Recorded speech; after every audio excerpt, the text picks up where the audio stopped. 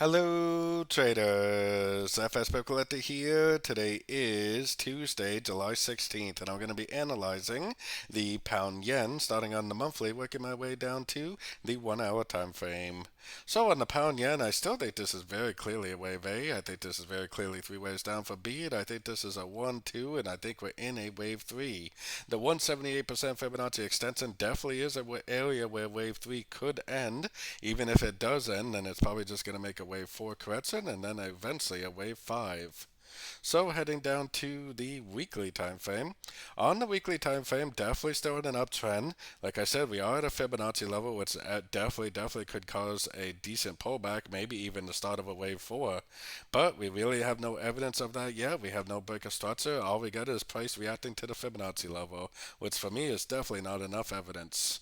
Going down to the daily time frame, I personally still think this looks like a 1, 2, 3, especially when you're talking about the pound yen. I think this could be an expanding flat wave 4, and I think there's a chance it might go up again for a wave 5. So heading down to the 4 hour time frame. So on the 4 hour time frame, like I was saying, I almost think that this is already a wave C. I think this could be a 3-3-5 pattern, three waves of A, three waves of B. Yeah, that's a higher high, but that happens all the time. It's either an expanding or a running flat. In this case, it went down and took out the low, so that means that it probably is an expanding flat. Now, you should technically be looking for shorts because the daily time frame definitely did turn down, and it might be more likely that it goes down to one of these lower fib levels, but I am watching very closely. If we do respect this fib level, if we do go up and we do break structure, that's going to prove to me the wave C is over, and that should prove that we're heading back up. Going down to the 1 hour time frame, the structure level I'm really paying attention to is right here.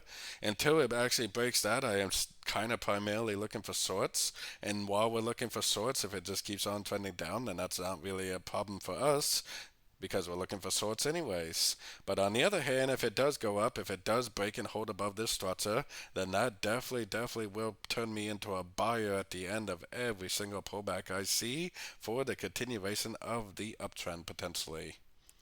So don't forget to join my free Discord channel, which is linked over here in the corner, and don't forget to check out my website if you'd like to get access to my swing trade setups and my daily live Zoom meetings.